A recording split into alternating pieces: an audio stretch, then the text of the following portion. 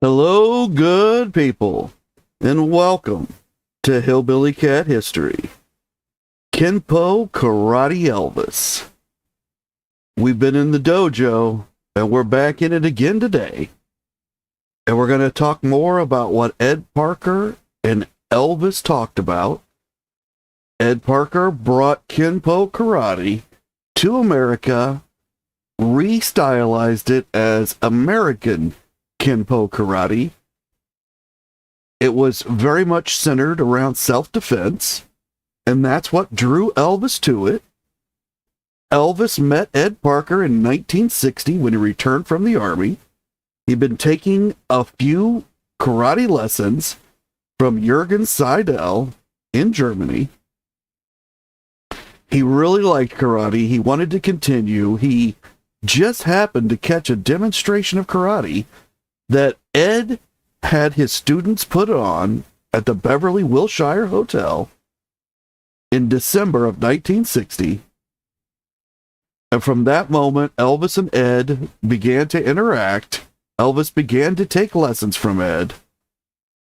And Ed sent him to Hank Slamansky to get his first black belt. And this song tells the story of that first black belt. It's called Crucible of a Warrior.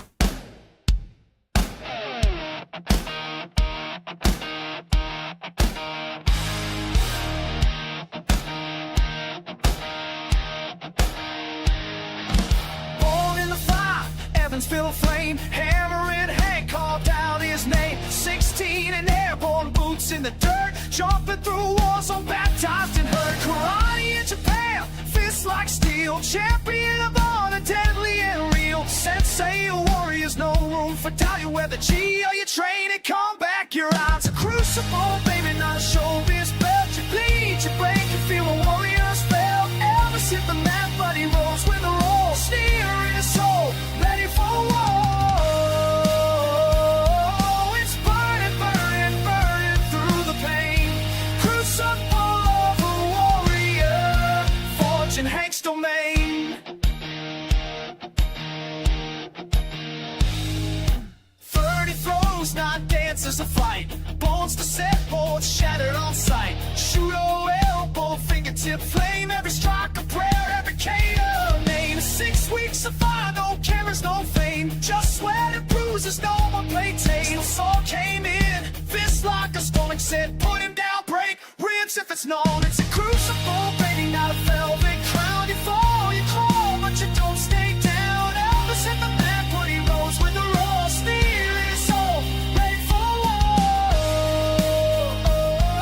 It's burning, burning, burning through the pain. Crucible of a warrior, forged in Hank's domain.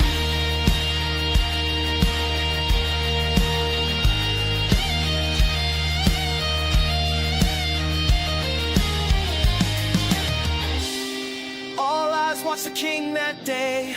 Would he crumble or would he stay? But Hank saw it, war in his eyes. Not a quitter, but a fighter who rise.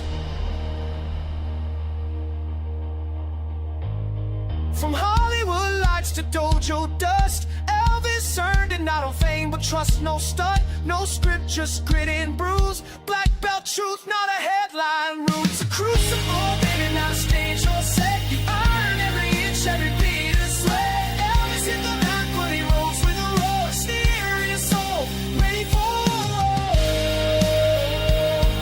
It's burning, burning, burning through the pain. Crucible of a warrior. They burned through the fire, broke through the fear. In the dojo, legends of kings stood clear. Crucible of a warrior. Elvis was here.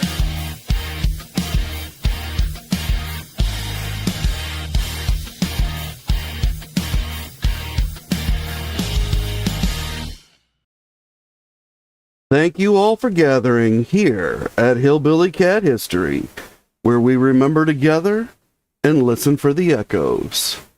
Hi, Gun. Thank you so much for coming. Appreciate seeing you here. Now, when we last left the dojo, Elvis and Ed Parker were having a very interesting discussion. And Ed Parker says, each area of discussion would soon lead to other topics, such as who were the probable occupants of UFOs, unidentified flying objects. We both expressed belief that UFO sightings were genuine. It was not until I mentioned personally witnessing a flying saucer that Elvis revealed his experience in observing one. UFOs, they were a hot topic in the 1960s, especially as we neared the end of the 1960s. In the 1970s, everything took a turn and became more interesting, and more of these world myths were added to the public interest, like the Loch Ness Monster, Bigfoot. Bigfoot became a popular character to show up in a lot of television shows, including the $6 Million Man. So people's interest in these kind of quasi-scientific phenomena, which stretched into quasi-history, like there were a lot of theories in the 70s that the pyramids in Egypt were built by UFOs, and that, of course, was being fed by all the UFOs people were reporting that they had seen. Massive numbers of reports in the 1960s. I don't think there's nearly as many reports of UFOs in the 70s, but by then, it's all pushed out into the public consciousness, kind of like karate.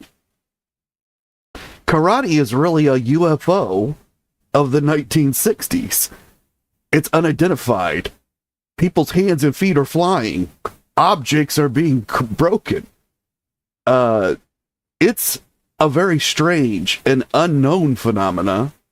Nobody has seen this karate stuff, and it becomes fascinating to watch on television, and it takes over people's imagination. And in the 70s, ninjas become the craze. So it moves through karate and kung fu and judo. And really the difference between karate and judo is that judo is about throwing people. It's about wrestling. Karate is more about the blows. Now, there are a lot of throws in karate, but it's less about wrestling and more about what we might think of today as mixed martial arts. There's a lot of strikes with your hands, your feet, your elbows, your knees, the flat parts of your forearms, and different, even your head, different parts of your body that you could strike with. And it's really about maintaining control while not touching each other. I think it's the best way. Now, there are a lot of times when you're touching each other, but most of those are the attacker touching the defendee, the guy who's going to do the karate, and then the karate guy, he's touching them to move them around or control them or put them in a position that he can strike them. But in judo, it's more about wrestling. You're controlling what the opponent can do by not allowing him to do certain things, and then eventually tying him up on the ground. And that's how you win a wrestling match, is you got to get a guy's back against the ground. He's immobilized. But that's all like UFOs in that it's very new in the 1960s, and then it's extremely interesting and entertaining in the 1970s.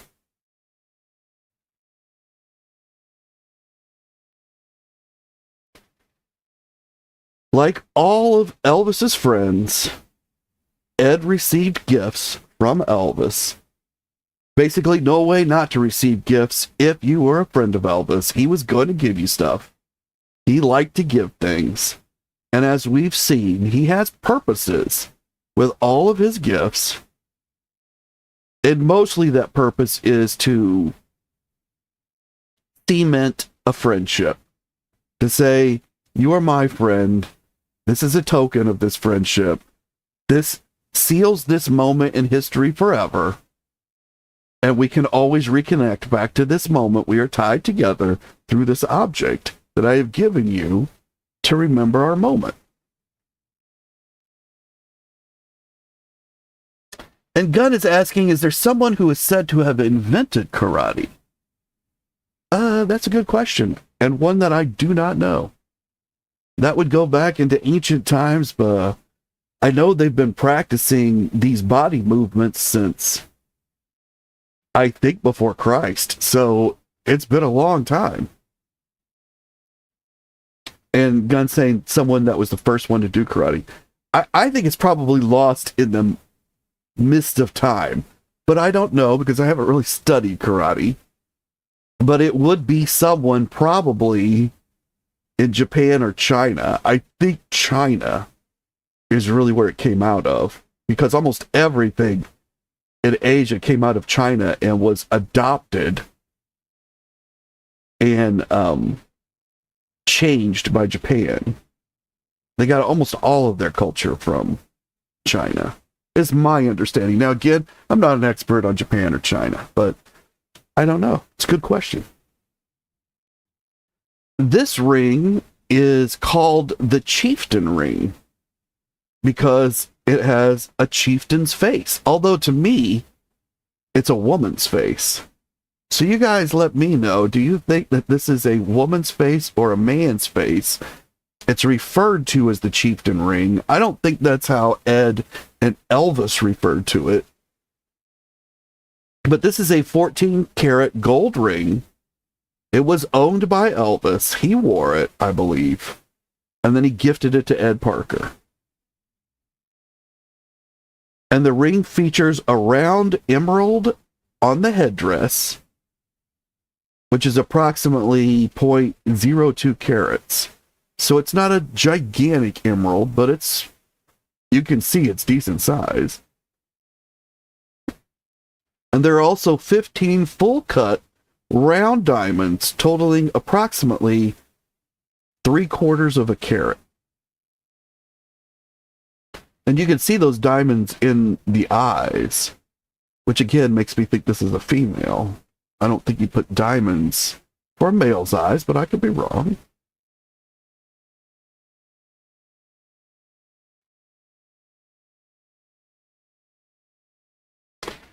And Anna is asking, are you going to do lives more frequently? More frequently than twice a day? Probably going to stick to twice a day. I have thought about doing lives more frequently, and I could, but right now I only get about 100 views per episode. And of those 100 views, I think there's probably only about 10 people that are really watching most of the program, really getting something out of it. And I do really appreciate the 10 of you, like Anna and like Gunn, who are here, loyal viewers. So I would like to push out massive amounts of more information, but I really can't.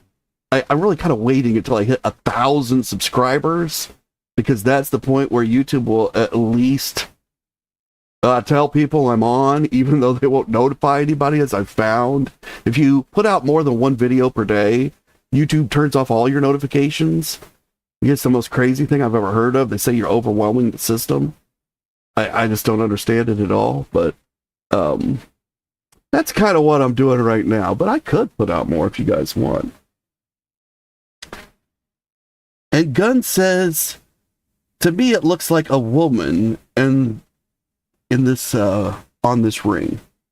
And so you can get a better look at the ring right now because you get a face-on view.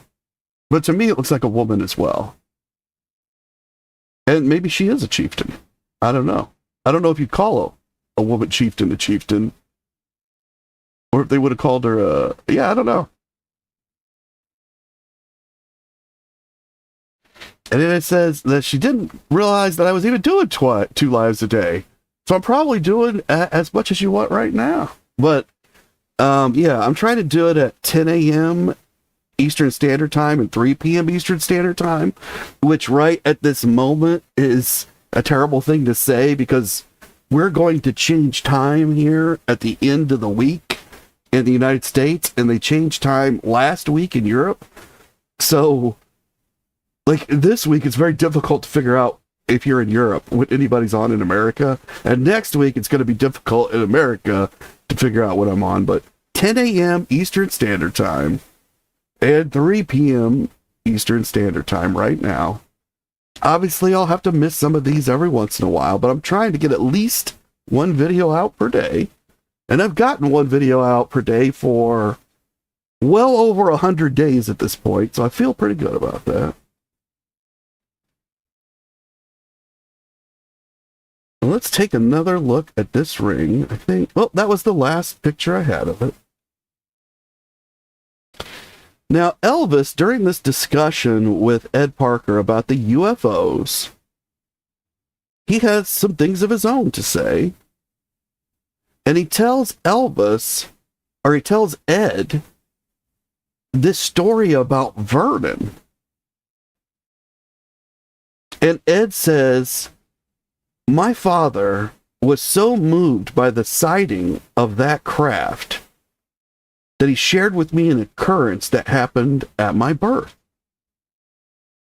So when Elvis tells Ed Parker that he too has seen a UFO, Ed says, I've seen a UFO, and he shares his experience. We don't know exactly what he shared, but Elvis then shared something with him about seeing a UFO, and again, we don't know the exact story about that. But we do know from this statement that Vernon also saw the UFO. Or at least he was moved by Elvis telling him that he saw the UFO. Because the exact quote is, my father was so moved by the sighting of that craft that he shared with me an occurrence that happened at my birth. That makes it sound to me like Vernon was there. But maybe Elvis just told him. But whichever it was, Vernon then shared a story with Elvis.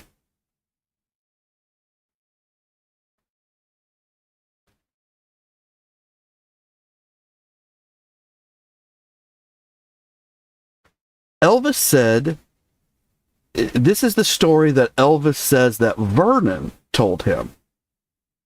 And Elvis says, I had a stillborn twin brother. And at the time of our birth, my father said that there was a canopy of light over the house. Its aura lighted his way to the well outside the home in Tupelo. My father was amazed. He wondered in his mind what manner of occurrence this was. What was its significance? What did it mean?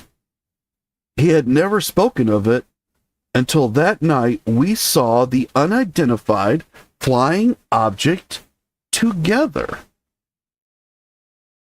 The light of that object reminded him of this occurrence at my birth. Ed, I still don't know what this means, but I'm convinced that there must be some significance to it.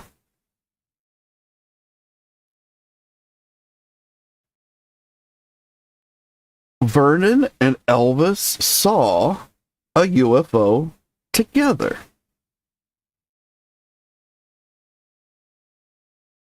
Because he says, my father was amazed. He wondered in his mind, or I'm sorry, he said Vernon had never spoken of this light that he had seen when Elvis was born until the night Elvis and Vernon, saw the unidentified flying object together. And then Vernon was reminded of the light that occurred at Elvis's birth. Now, this is not the only time this story is referenced. This story was also told by Vernon, I think it was to the Ladies' Home Journal, shortly after Elvis passed away, like a month or 2 after. And he told this story about something was special about the night Elvis was born. Now, I had read other places that Elvis had shared this story with other people. And they knew that Vernon had thought this. And it seems like, from the way that they shared it, this was something that Elvis knew forever. It was something that he shared with new people, that he brought into his life. But that's doesn't appear to be that way at all from what Ed is telling us. Ed's telling us that there was a UFO sighting sometime in the 1960s. And that prior to that, although Vernon had had this experience and he may have shared it with Gladys and his family, Elvis was unaware of that experience. And the experience of his own birth. And that it was told to him at that moment that Vernon was reminded because of their sighting together of this UFO. And so anytime you see this story referenced, it would be after this UFO event, which gives it a different flavor or a different character than if Elvis was telling like everybody this as he got to know them. This was something new to Elvis himself that he was sharing with other people that he loved. I just learned this about me, and now I'm wondering,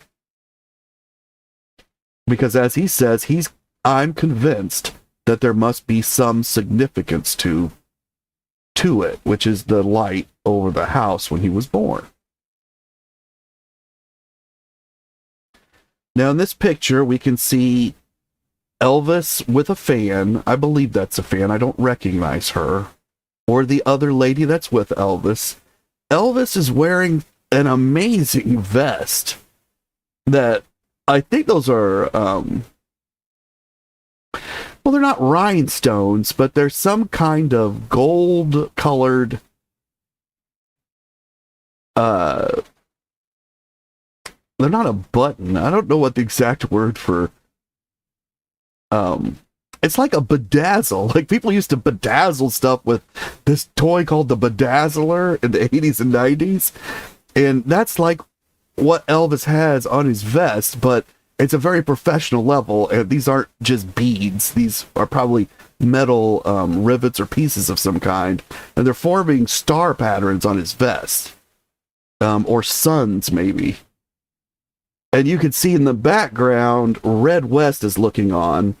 He's got that red beard that we've seen in some photographs, especially from the dojo. So this is probably a similar period. It's obviously the 1970s. Elvis has some 70s hair and some 70s sideburns on. Ed Parker is standing behind Elvis. You can see how broad Ed's shoulders are in this picture. Ed was a brawny individual. He had a lot of power and strength within his frame. And his hands were very large. Very powerful. Now you can only see Ed like a half face here, but you can tell he's got that long hair. And we've talked about how Elvis's long hair looks so much better than Ed's. And Red's got some long hair going on too, but again, I don't think his long hair looks anywhere near as good as Elvis's long hair. And Anna says that she had never heard of those experiences before, the UFO experiences.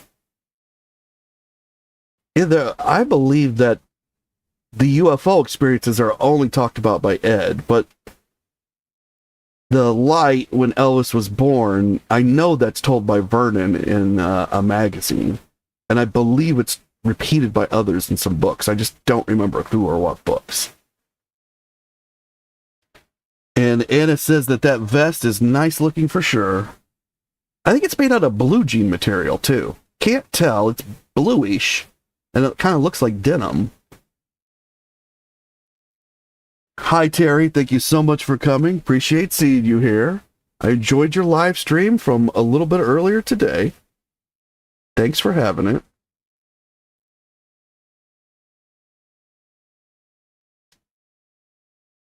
let's look at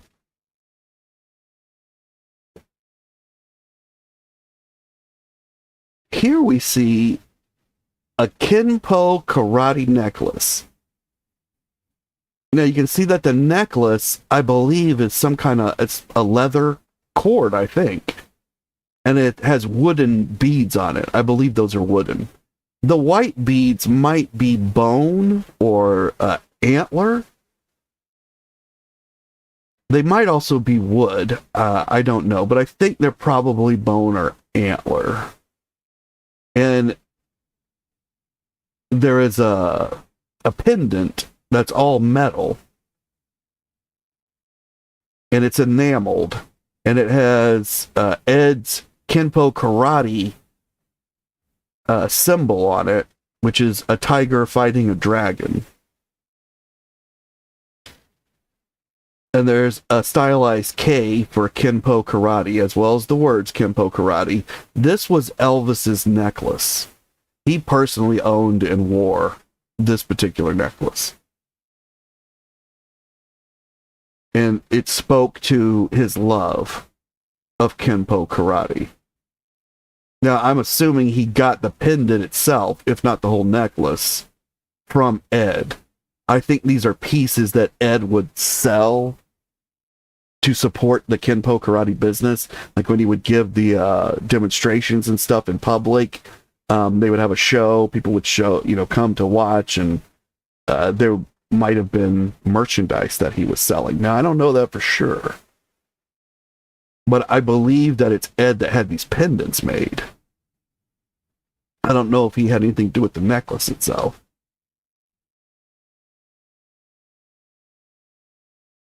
But you might have seen Elvis in real life wearing this if you had met him during this period. I don't think, at least there were no pictures that were identified with this necklace of Elvis wearing this on stage, or they did not have any other picture of Elvis wearing it. And Anna asked, is that a chain around Elvis's neck? Let's go back. Well, I was thinking that was a piece of the vest, but I think you are correct, Anna, and that is some kind of chain that has very large links. And if those are gold, it must be a very expensive necklace. He's also got some cool glasses on, but I can't see if they're his trademark TCBs. They do have a very wide arm, so they might be. It looks like there's a sparkle coming off of the very top of it, so they're probably gold.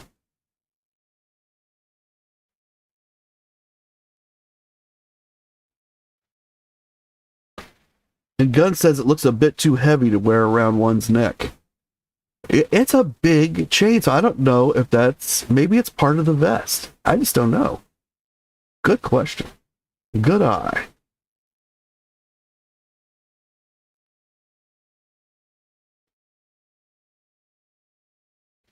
Now, Ed Parker says, protecting Elvis was extremely difficult. I remember one morning at 4 o'clock in the morning, because that's normally when we traveled around town.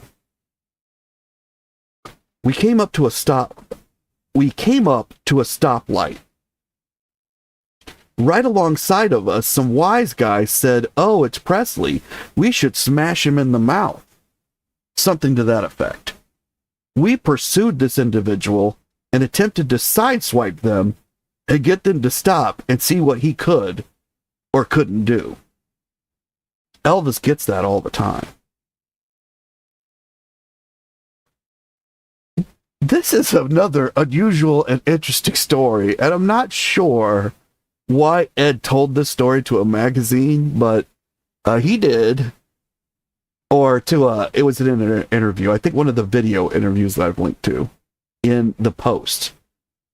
So if you want to see Ed speak for himself, you can just go below this video, find the black circle that says Hillbilly Cat History. It's got a gold cat in it. Click it.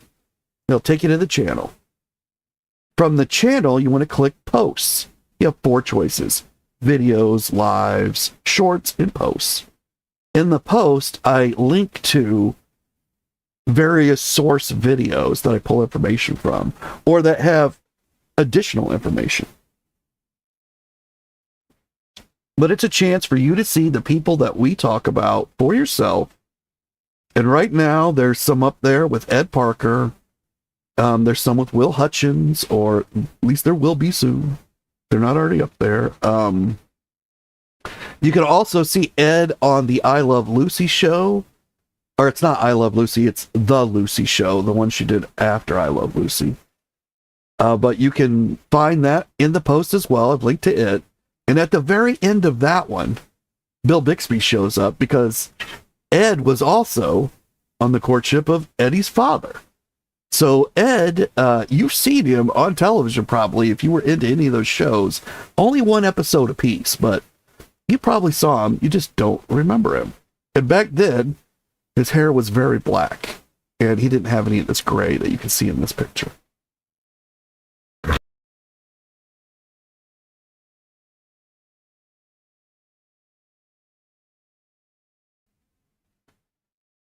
But Ed tells this story that they're driving around at 4 o'clock in the morning, which is typical Elvis. That's not odd in any way.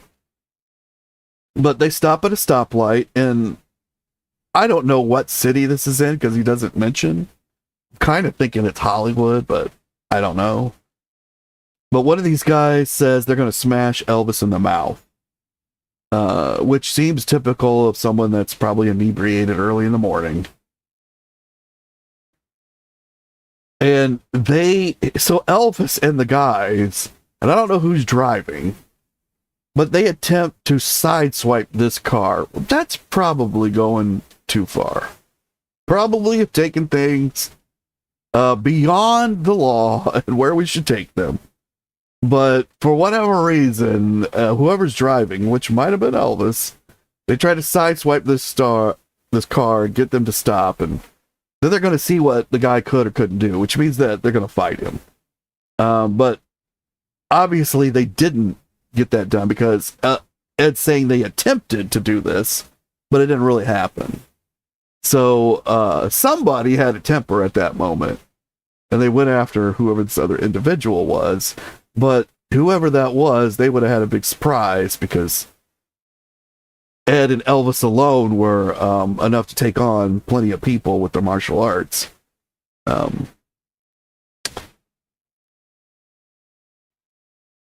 And Terry says that in this picture, Elvis looks like he just finished a live concert. It looks like a jumpsuit he's wearing. So I don't think it's a jumpsuit. I think it's a pullover shirt, and he's got a belt tied around it. And I'm not sure.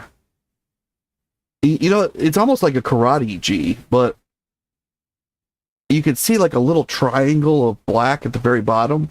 That's where the shirt splits to show the pants. So I don't know when this is or where it is. Like, it's got some really unusual wallpaper. That's got to be wallpaper. But you can see the doors. I mean, this is not wherever he's at. It's an expensive place because that is one heck of a door. Whether that's an external door or an interior door, you can see that this is not a plain standard door. This is a substantial, expensive door. So they're probably in a hotel somewhere. So you could be absolutely right that maybe they're at the Hilton, maybe they're in Lake Tahoe, or they could just be out somewhere else on the road. Elvis has this big knife in his hand, like a big hunting knife. And he does have a strange look in his eyes. That could be caused by the very moment that the shutter clicked. You know, you catch people's faces in mid-motion. And it could just be that his eyes have fluttered slightly closed. The other two, Ed, and this man's name is Gil...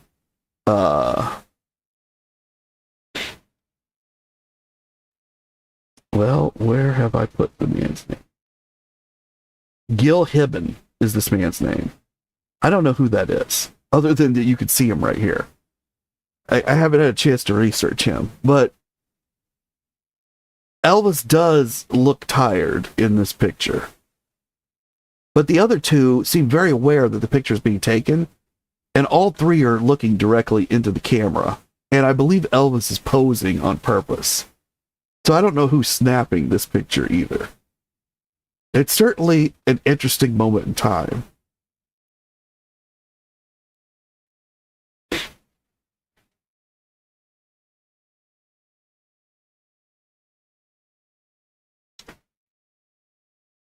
Now,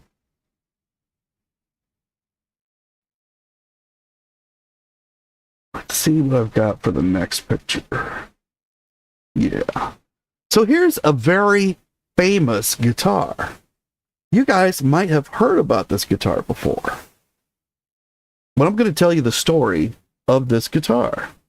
In 1969, Vernon Presley went to Guitar City, which is near Graceland in Memphis. It's a store that sells guitars. And he wanted to purchase a guitar as a gift for Elvis. So they chose this guitar. It's a Gibson. So it's a high quality guitar.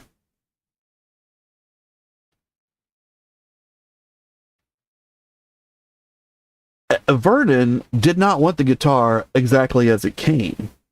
He wanted to have custom adjustments done to personalize this guitar for Elvis. And so those changes included changing the finish of the guitar to ebony.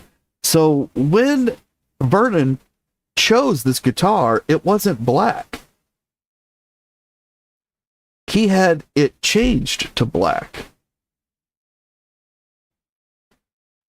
And that might be to honor the fact that Elvis had recently earned a new black belt in karate. We know that he already had black belts. But apparently in 69, and I don't know which black belt this is. We haven't lined this up right, but or exactly at this moment. But there's this rumor. Maybe there was no black belt in 69. This was part of the description that was given in order to sell this guitar at an auction. So often things in Elvis's life are linked to pieces of his life that they don't actually link to. But it's possible that this color was chosen to honor the black belt color. Seems somewhat reasonable. I don't know that Elvis had an affinity for black guitars otherwise. I've never heard that. I've never noticed it. And then there's, he had the fretboard inlaid with the name Elvis Presley in script. And you can see that here on the guitar. And that inlay was created by Randy Wood at Grun Guitars of Nashville. The ebony finish was applied at Guitar City. So Guitar City turned the thing black, then they sent it, probably. I doubt that Randy Wood came to them. He might have come and picked up the guitar. Then he did his specialty, putting in that name. Then he would have somehow that guitar got back to Guitar City. And then crowning the guitar and recognizing Elvis's achievement and love of Kenpo karate, they applied the Kenpo karate decal to the guitar. So you can see the decal at the bottom, and that is the same symbol that we saw on the necklace. It's Ed Parker's American Kenpo karate symbol. And then Elvis played this guitar on stage many times. Now, even though Vernon chose this guitar in 1969, and of course, we're not given any backup that shows that he selected the guitar in 69. It's the story that comes with the auction piece. It appears, and again, they don't know for sure, but they believe that the guitar was completed and gifted to Elvis in 1971. So it took like over a year to get this inlay and the black and the decal on. That sounds wrong to me. Like, that's too much time. But what they're saying is they think it was gifted to Elvis in 71 because he began using the guitar that year and is photographed performing with it often between 71 and 73. That's how they're coming up with this date that Elvis got it in 71. If Vernon got this done in 69, they didn't take a year to get it done. Here's this rich man, he needs his guitar. They're not taking a year to finish this up. Might take it 6 weeks, maybe 3 months. But my feeling is Vernon would have given this to him for some important reason, like maybe Christmas. And so that he may have had it for a period before he decided, I'm going to start using this on stage. Again, I don't know that. I can't prove it. But selecting a guitar at 69 and not having it available to you until 71, that seems like a long, long time.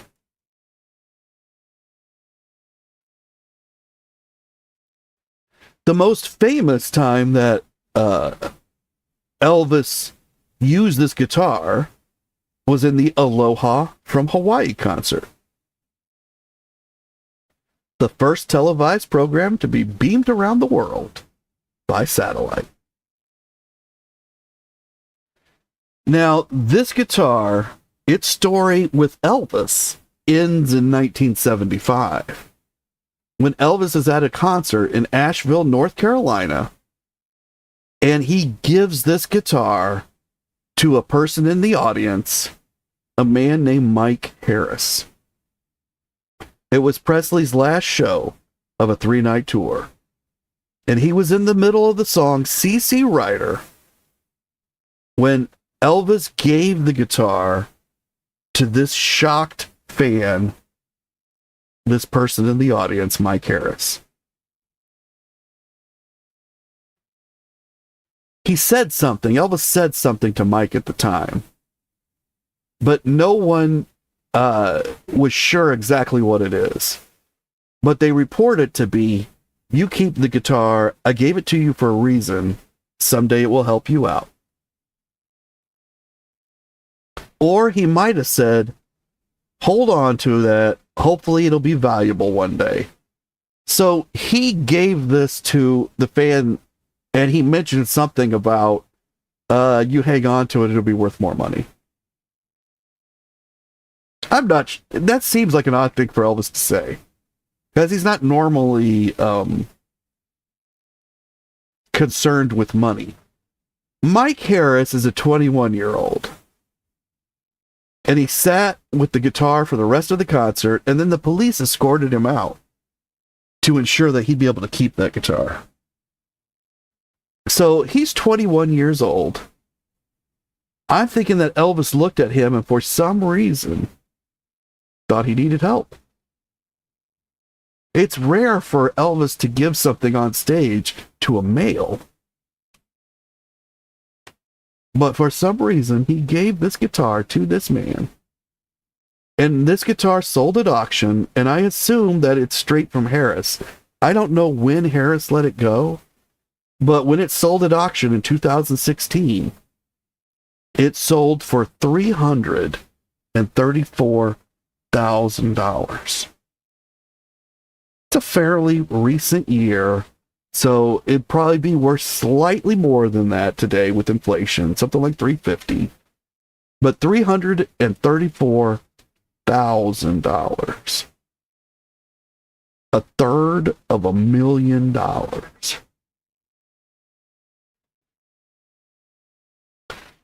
And Gunn says Elvis gave away a gift from his father, and wonder what Vernon thought of that.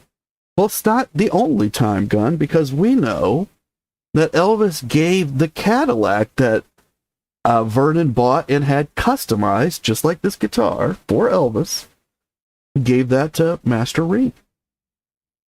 So Elvis often regifts the gifts that are given to him, but I think that when he regifts something that was given to him by a loved one, like his father, it has additional meaning that he is sending with the gift. Now, Mike Harris doesn't know about this meaning, but I think that Master Reed would have, and would have understood how much more important that gift was. But again, Elvis must have seen something in Mike Harris. He must have felt he needed the guitar. Because you're right, it was a gift from his father. He used it in a lot of concerts. He was obviously somewhat attached to it, and he liked the decal. Now, the other reason that you may have heard of this guitar is that it appears in stories by David Stanley. And here, so you can get a better picture of this inlay, and you can see that the inlay is much fancier than you might have thought it was. This isn't just a simple name that's been inserted onto the fretboard. But Gunn says, yes, but the guitar was more personal than a car. I don't know, was it? Would Elvis have seen one gift as more personal than another? I think you and I might have seen it that way.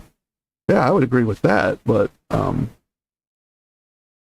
Elvis was not attached to material objects. They served a purpose, and then he sent them out into the world to do more good. I've noticed that with a lot of things. He does that with his jewelry, like, all the time. He loves it for a short period, and then it moves on to someone else. But it moves with a purpose.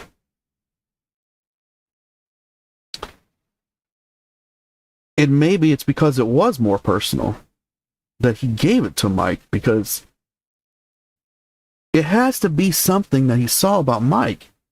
Something in that moment must have moved Elvis.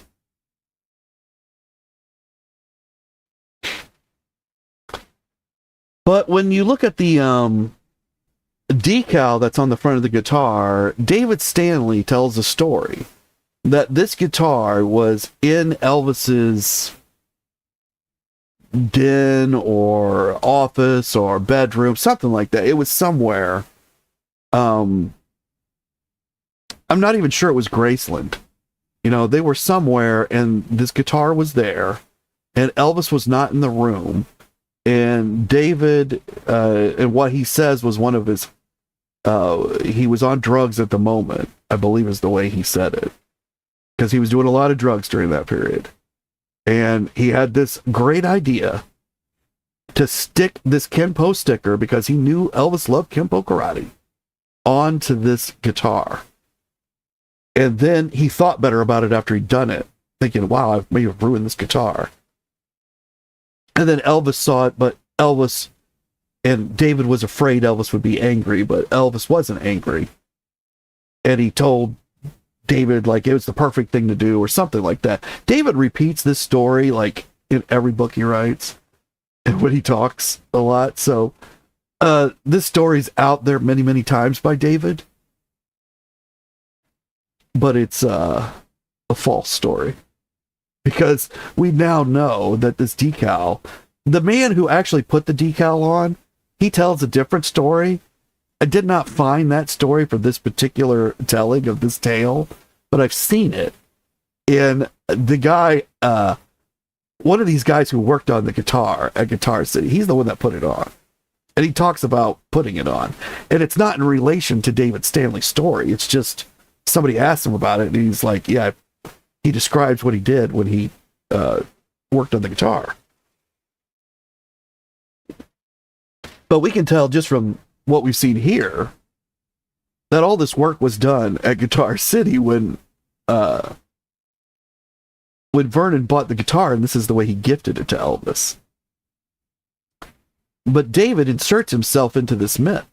And I think he does that because he never thought that the story of the guitar would actually come out. He didn't even think the guitar would ever come out. You can see it wasn't sold to 2016. I don't know if it was on the market before that. But if it didn't come out till 2016, it's an item that's probably never going to come up, you know, the way David would think about it. And therefore, he can tell any story he wants to about it. And he tells this story, and there's just one other guy, unrelated, who doesn't even know David's told this story, who's saying anything different. And so nobody ever puts any of that together until this thing gets sold. And I don't even think now anybody's put it together, other than those who just know that what David says is normally not true. And Anna says that the inlay is pretty, but she does not like the sticker. And Gunn's saying that it was painted black for a reason, which I think might be to go with the sticker, but I don't know. And I agree. I don't really like the sticker either. And I think that for the most part, even when he was using it on stage, people wouldn't have been able to make out the sticker. And even those that could, they wouldn't have understood what it was for. He may have explained it during concerts and stuff. Not really sure. I really heard that I could think of, but the guitar does filter through these different stories. And it's very important to David's story. And he spends a lot of pages talking about it. But it's just not true. It's just not a true story.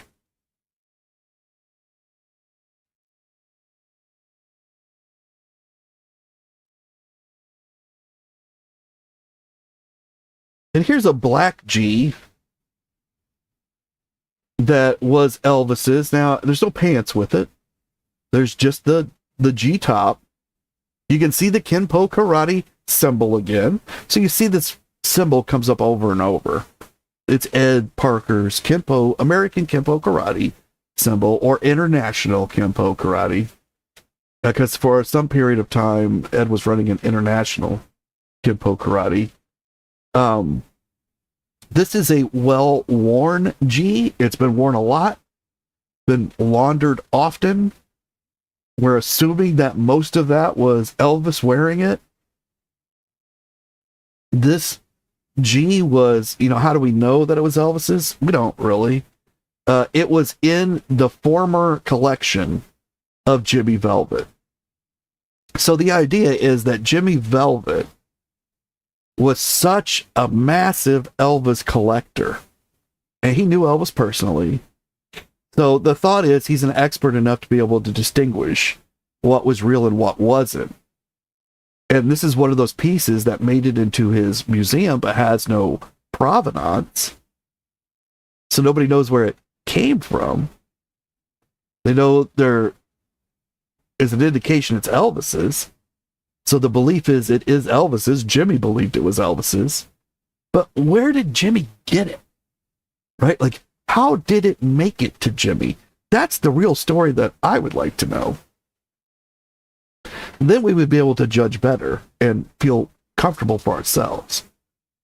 And I love the objects, the artifacts, but they're so much more important when the provenance is still with them, when we know how they entered his life and how they left. And Ed Parker says, all the time, threats against Elvis reached critical proportions. One of the tours before the last two,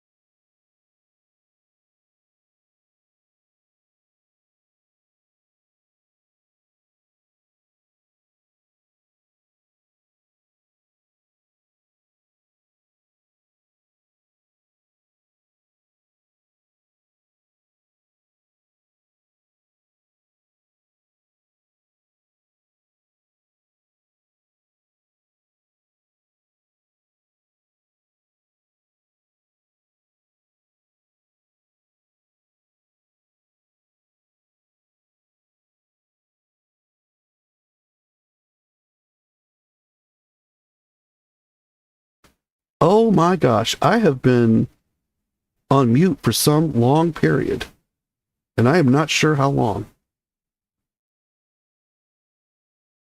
Well, I'm sorry about that, guys. But we are out of time, and so I will make sure that I figure out what I did not say, you guys didn't hear, and I will repeat it again tomorrow. But we're out of time for today, so I'm going to send us out of here with a song. Thank you all so much for being with me again today, even though, again, I appear to have had technical issues. And we'll go out of here with He Gave Us Everything. I'll see you guys on the next one. You keep on taking care of business.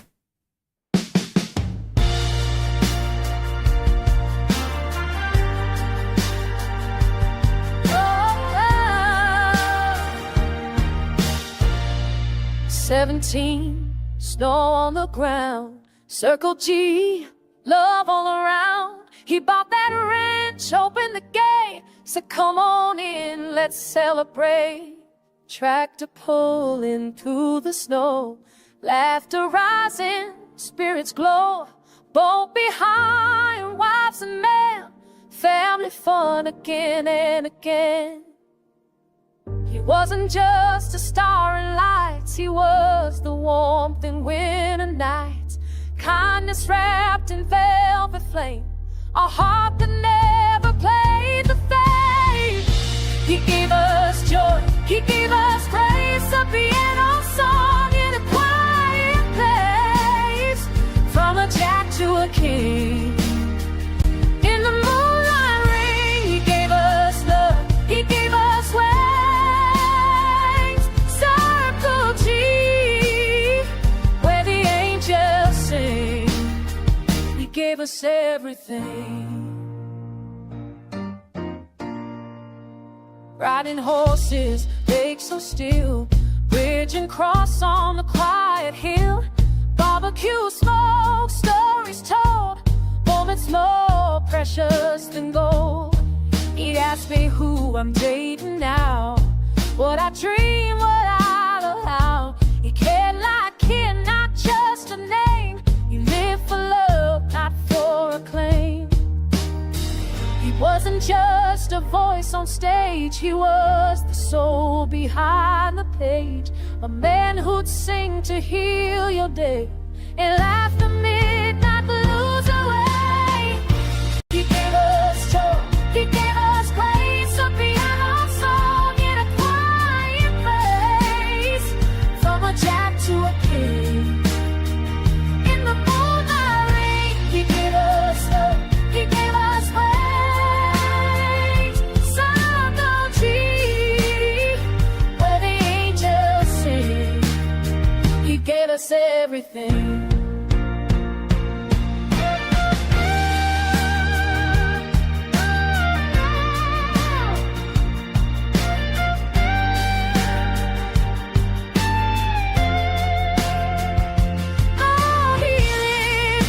A shadow in the night, famous face, but heart so bright. Couldn't walk the street like you and me, so we built a world where we were free. He gave us joy, he gave us grace, a piano song in a quiet place. From a jack to a king, in the moonlight ring, he gave us love, he gave us wings.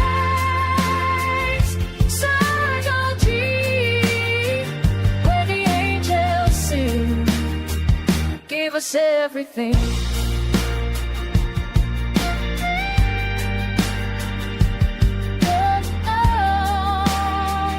Yes, he gave us everything.